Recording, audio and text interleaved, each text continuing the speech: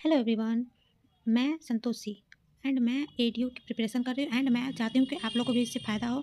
सो मैं अपने नोट्स जो पर्सनल नोट्स हैं मैं आप लोगों के साथ शेयर करना चाहती हूँ। तो प्लीज़ वीडियो में पूरा बने रहिएगा। और आज मैं हम लोग डिस्कस करने वाले हैं बिहार का इतिहास। जितने भी बिहार का इतिहास है, प्राचीन, मध्यकालीन एंड जो आधुनिक बिहार का इतिहास है, हम लोग आज की वीडियो में से बिहार का इतिहास जो है, प्राचीन बिहार का इतिहास, उसको हम लोग कवर करेंगे। एंड ऐसे करके मैं आप लोगों के साथ हर एक पीडीएफ अपना जो पर्सनल नोट्स है मैं आप लोग के साथ शेयर करूँगी। एंड आप लोग चाहेंगे तो इसका भी आप लोग नोट्स भी बना सकते हैं। तो वीडियो पसंद आए तो प्लीज़ लाइक और सब्सक्राइब करना बिल्कुल ना भूलिएगा। तो चलिए स्टार्ट करते हैं। सबसे पहले हम स्टार्ट करते हैं बिहार का इतिहास। बिहार का अर्थ होता है बौद्ध मठ, बौद्ध भिक्षुओं का रहने की जगह। पहली जानकारी हमें सतपथ ब्राह्मण, ये जो कि यजुर्वेद का ब्राह्मण ग्रंथ है, उससे हमें प्राप्त हुआ था। मिन्हाज सिराज की पुस्तक तबकाते नासरी में बिहार पर तुर्की आक्रमण का उल्लेख किया गया है। बिहार जीतने वाले पहले तुर्की मुस्लिम बख्तियार खिलजी था। दिल्ली सल्तनत में बिहार को शामिल करने वाला पहला सुल्तान इल्तुतमिश था। और बिहार बिहार का जो सूबेदार है मलिक जानी को इल्तुतमिश ने ही नियुक्त किया था। और मुगल काल में अकबर ने 1574 में बिहार पर आक्रमण किया। 1576 में जीत लिया। 1580 में अकबर ने मुगल प्रांत का दर्जा दिया बिहार को। और 1905 में बंगाल विभाजन के दौरान बिहार पश्चिम बंगाल का हिस्सा बना। दिसंबर 1911 में दिल्ली दरबार में बंगाल महाप्रांत से अलग होने की घोषणा हुई थी दिसंबर 1911 में। 22 मार्च 1912 को बंगाल महाप्रांत से बिहार को पृथक कर दिया गया। 1 अप्रैल 1936 को बिहार से अलग उड़ीसा प्रांत बना। 1 अप्रैल 1936 को बिहार से अलग उड़ीसा प्रांत बना। 15 नवंबर 2000 को बिहार से झारखंड पृथक राज्य बना। बचे हुए बिहार के भौतिक प्रदेश, जिसे हम बिहार के रूप में जानते हैं, तो चलिए आप लोगों को बताते हैं। फर्स्ट हम लोग जानेंगे कि बिहार के उत्तर, पश्चिम और उत्तर दक्षिण में कौन कौन से हमारे देश या राज्य आते हैं। तो मैं बता दूं कि आप लोगों को कि बिहार अपनी सीमा जो है 3 राज्यों के साथ और एक देश के साथ अंतर्राष्ट्रीय बॉर्डर शेयर करता है। बिहार के सीमावर्ती ज़िले हैं। उत्तर में नेपाल है, और पश्चिम में जो है उत्तर प्रदेश है, और पूर्व में पश्चिम बंगाल है, और दक्षिण में झारखंड है। उत्तर में नेपाल है, जिसके साथ कुल 7 जिले अपनी सीमा साझा करते हैं। बिहार जो अपनी सीमा साझा करता है पश्चिम चंपारण, पूर्वी चंपारण, सीतामढ़ी, मधुबनी, सुपौल, अररिया, किशनगंज और पश्चिम बंगाल। तो आप लोग देख सकते हैं, ये हो गया पश्चिम चंपारण, पूर्वी चंपारण, सीतामढ़ी और मधुबनी, सुपौल, अररिया, किशनगंज। ऐसे हम लोग हो गया पूरब में कुल 3 जिले बिहार के साथ सीमा साझा कर कुल 3 जिले बिहार के साथ, पश्चिम बंगाल के साथ बिहार के 3 जिले सीमा साझा, किशनगंज, पूर्णिया, कटिहार। और दक्षिण में हम लोग देखें तो झारखंड के साथ कुल 8 जिले जो है बिहार के सीमा साझा करते हैं। तो पहले में रोहतास, औरंगाबाद, गया, नवादा, जमुई, बांका, भागलपुर, कटिहार। पश्चिम में हम लोग देखें तो कुल 8 जिले बिहार के साथ उत्तर प्रदेश के साथ सीमा साझा करते हैं। सॉरी फ्रेंड्स, मेरा जो है ये फर्स्ट वीडियो है जो कि मैं रिकॉर्ड कर रही हूँ, तो मैं थोड़ा सा नर्वस हूँ, तो इसलिए मेरा जो है जबान जो है थोड़ा सा लड़खड़ा जा रहा है, इसलिए आप लोग टेंशन मत लीजिएगा। बाकी मेरे जो नोट्स है बिल्कुल परफेक्ट है एंड आप लोग के लिए बहुत हेल्पफुल होंगे। आप लोग इस तरह से नोट्स बना लीजिएगा तो आपको क्विक रिवीजन के लिए बहुत इंपॉर्टेंट होगा। तो प्लीज़ वीडियो को पूरा देखिएगा एंड आप लोग नोट्स जरूर बनाइएगा। एंड वीडियो कैसा लगा आप लोग को कमेंट करके जरूर बताइएगा। तो मैं आप लोग के लिए ऐसी वीडियोस लाती रहूँगी। तो पश्चिम में हम लोग देखेंगे उत्तर प्रदेश के साथ सीमा साझा करता है बिहार। तो कुल 8 जिले हैं: रोहतास, कैमूर, बक्सर, भोजपुर, सारण, सिवान, गोपालगंज, पश्चिम चंपारण। तो ये लोग इसकी ट्रिक भी मैं आप लोग को बता दूँ, तो मैंने जैसे याद किया मैं आप लोग को बताती हूँ। उत्तर में कुल 7 जिले हैं, तो आप लोग याद कर सकते हैं। पश्चिम चंपारण, पूर्वी चंपारण तो हो गया, बाकी सीतामढ़ी और मधुबनी, मधुपी, सुपी और अड़ी रही किशन से मिलने के लिए। ये ट्रिक मैं हमारे जो सर जी हैं वो हम लोग को सिखाते हैं, यही चीज़ मैं आप लोग को बता रही हूँ।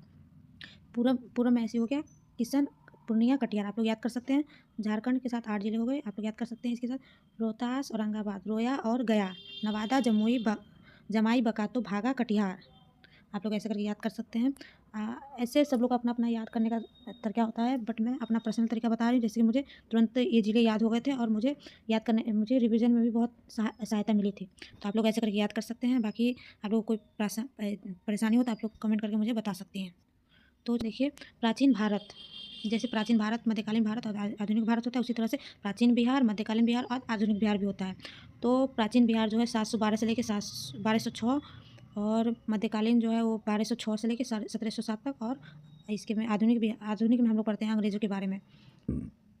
मुस्लिम काल, मध्यकालीन जो है भारत या बिहार, इसको मुस्लिम काल के नाम से जाना जाता है, जिसमें दिल्ली सल्तनत और मुगल काल आता है। तो हम लोग ये देखते हैं इसमें, पहले हम लोग प्राचीन देखते हैं, प्राचीन बिहार के बारे में या फिर भारत के बारे में, दोनों कह सकते हैं, क्योंकि ये हम लोग कोरिलेट करके पढ़ते हैं। अगर हम कोरिलेट नहीं करेंगे तो फिर हम लोग को पढ़ने में या फिर याद करने में, समझने में दिक्कत होती है। तो मैं बहुत ये चीज़ समझ कि प्राचीन भारत और मध्यकालीन भारत, आधुनिक भारत में क्या अंतर होते हैं, और प्राचीन बिहार और मध्यकालीन बिहार और आधुनिक बिहार हम लोग कैसे याद कर सकते हैं और किस तरह से इसको कोरिलेट कर सकते हैं। तो मैं आप लोगों के साथ ऐसी सिंपल जो है वीडियो बनाई हूँ, इसलिए ताकि आप लोगों को समझने में कोई भी दिक्कत ना हो। तो पहले हम लोग देखेंगे प्राग ऐतिहासिक काल, और इसमें आता है सेकंड आदि ऐतिहासिक काल और ऐतिहासिक काल। प्राग ऐतिहासिक काल में ना जो लोग थे ना ना लिखना जानते थे, ना पढ़ना जानते थे। इसी को दूसरे नाम से जानते हैं, पाषाण काल के नाम से, जिससे पूरा पाषाण काल हो गया, मध्य पाषाण काल हो गया, नवपाषाण काल हो गया। सेकंड में आता है आदि ऐतिहासिक काल, इसमें लिखना पढ़ना, लोग लिखना तो जानते थे पर पढ़ना नहीं जानते थे। उसी तरह से जिसमें आता है आदि ऐतिहासिक काल में, जैसे कि सिंधु घाटी सभ्यता हो गया 2500 BC से लेकर 1500 BC तक।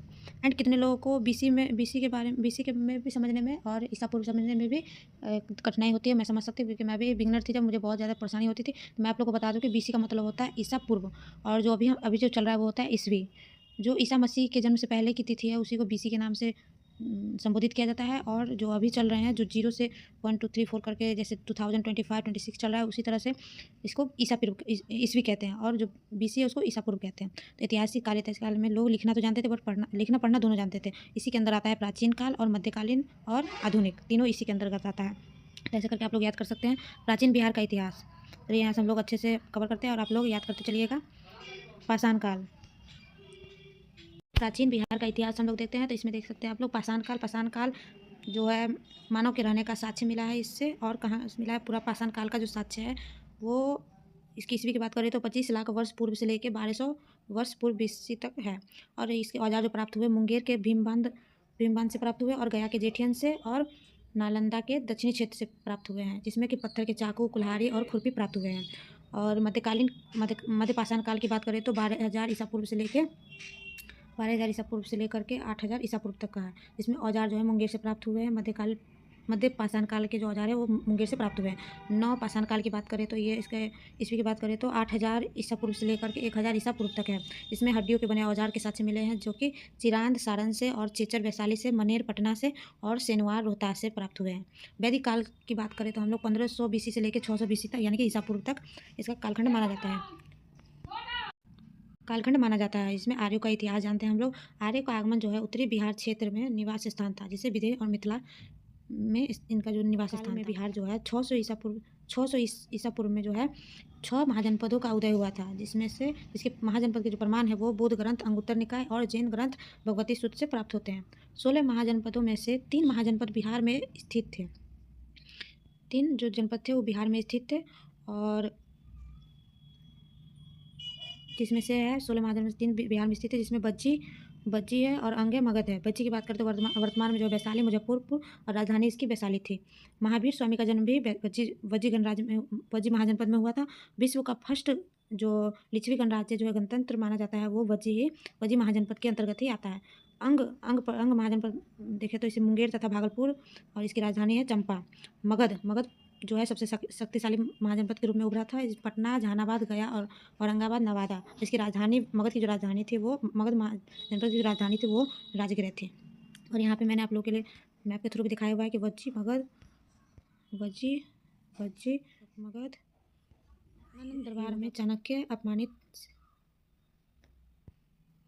नेक्स्ट हम लोग देखते हैं तो धनानंद है। मगध महाजनपद के जो सबसे शक्तिशाली, जो क्या कह सकते हैं, जो अत्यंत ही क्रूर शासक था, उसका नाम था धनानंद। दरबार में चाणक्य अपमानित किया गया था। अखंड भारत की चेष्टा की थी, और सिकंदर का भारत आक्रमण जो है इसी धनानंद के समय में हुआ था, जो कि 326 ईसा पूर्व में हुआ था, और यहीं से मौर्य वंश की शुरुआत हुई थी। जो चंद्रगुप्त मौर्य है, धनानंद का वध करके, और फिर चंद्रगुप्त जो है वो मौर्य वंश की स्थापना करता है।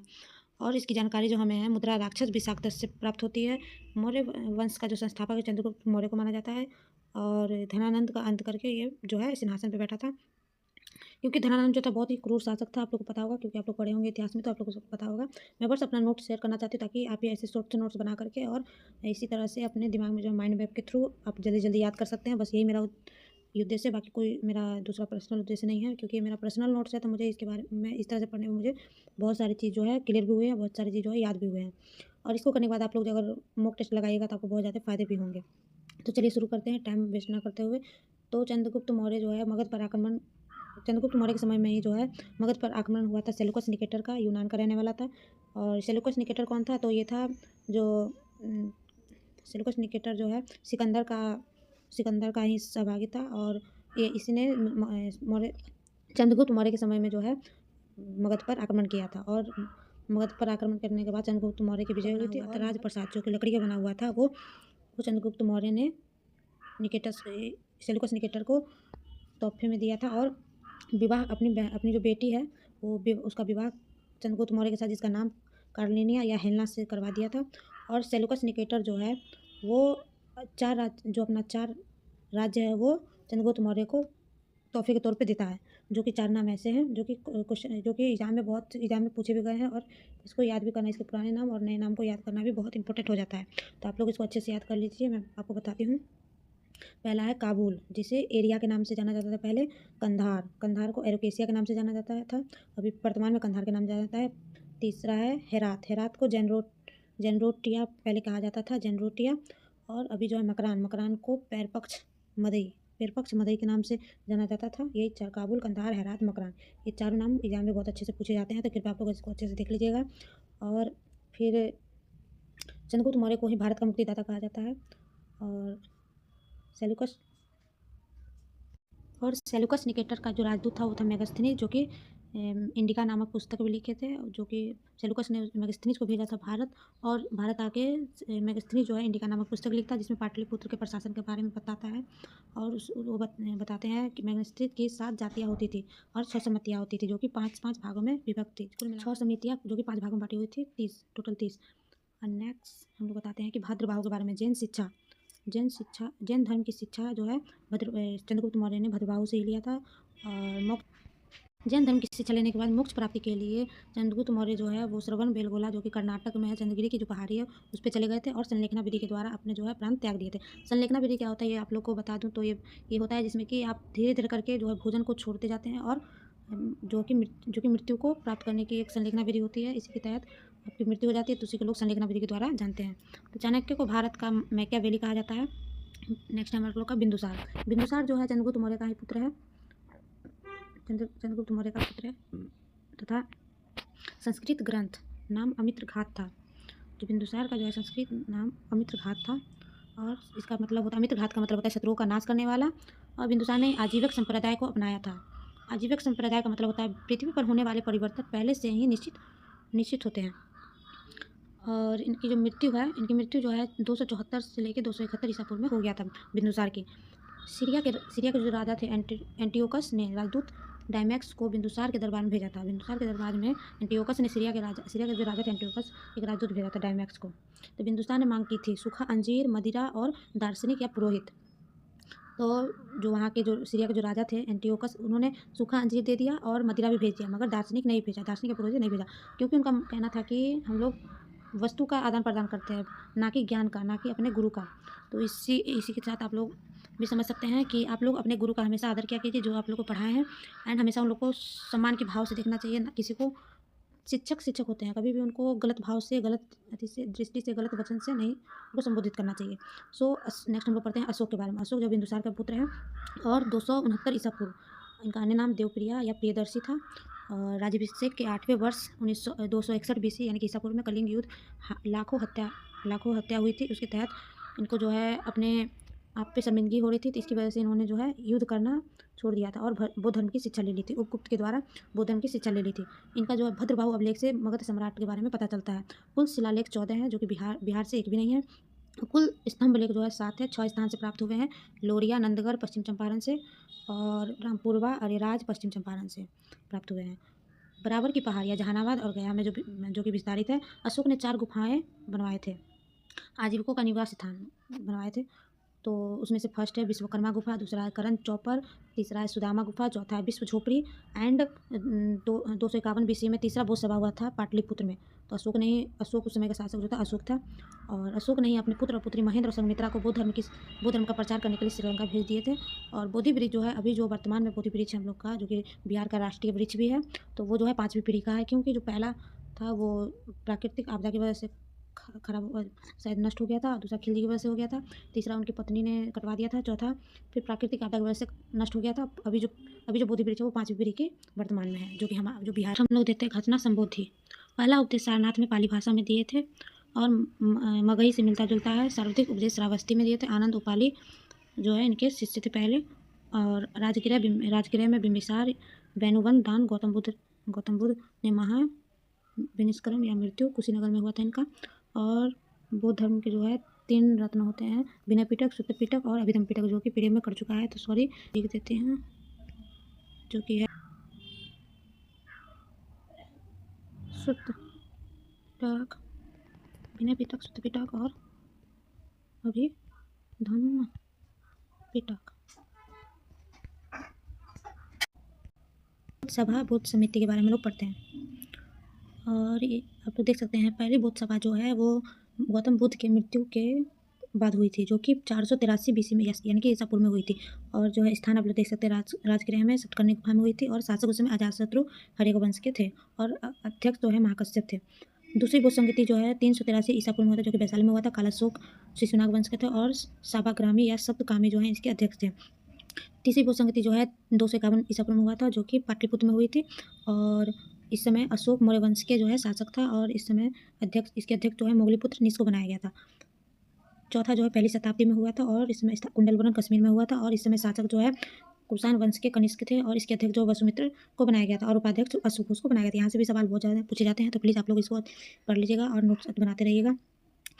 नेक्स्ट हम लोग पढ़ते हैं बौद्ध धर्म को 2 भागों में विभक्त कर दिया। जो चौथे जो बौद्ध समिति जो हुई थी, इसी में जो है बौद्ध धर्म को 2 भागों में विभक्त कर दिया गया था, जो कि हीनयान और महायान में कर दिया था। हीनयान हीनयान उन लोगों को कहा जाता था जो कि गौतम बुद्ध को महापुरुष के रूप में पूजते थे और अष्टांगिक मार्ग का पालन करते थे, और महायान का जो गौतम बुद्ध को देवता के रूप में पूजते थे। सो अष्टांगिक मार्ग। नेक्स्ट है त्रिरत्न। जो गौतम बुद्ध के जो त्रिरत्न उसको बुद्ध धम्म संघ, यानी कि बुद्ध के धर्म के संगत में जो रहते हैं वो हमेशा अच्छी जीवन यापन करते हैं। नेक्स्ट हम लोग का जैन धर्म जिन शब्द से बना हुआ, जिन शब्द से उत्पत्ति हुई है, जिसका मतलब होता है विजेता। कुल तीर्थकर जो है 24 हुए हैं जैन धर्म के। पहले तीर्थकर ऋषभदेव थे, जैन धर्म के संस्थापक भी कहे जाते हैं ऋषभदेव को। सेकंड जो है अजितनाथ थे, और तीसरे जो संभवनाथ थे। 23वें जो तीर्थकर थे जैन धर्म के वो पार्श्वनाथ थे। 24वें है महावीर स्वामी। 24वें तीर्थकर महावीर स्वामी थे। जैन धर्म का वास्तविक संस्थापक इन्हीं को माना जाता है। और शिक्षाएं 4 प्रकार जो शिक्षाएं थे, पार्श्वनाथ ने 4 प्रकार की शिक्षाएं दी थी, जिसमें सत्य, अहिंसा, अपरिग्रह, अस्तम्य। सत्य बोलना, लड़ाई झगड़ा ना करना, धन जमा ना करना, दान ना करना, और दान नहीं करना, और व्यापार नहीं करना है। और अस्तमय का मतलब होता है चोरी ठगी नहीं करना है। 5वीं शिक्षा जो महावीर स्वामी के द्वारा दी गई थी। ब्रह्मज्ञ के बचपन का नाम था वर्धमान।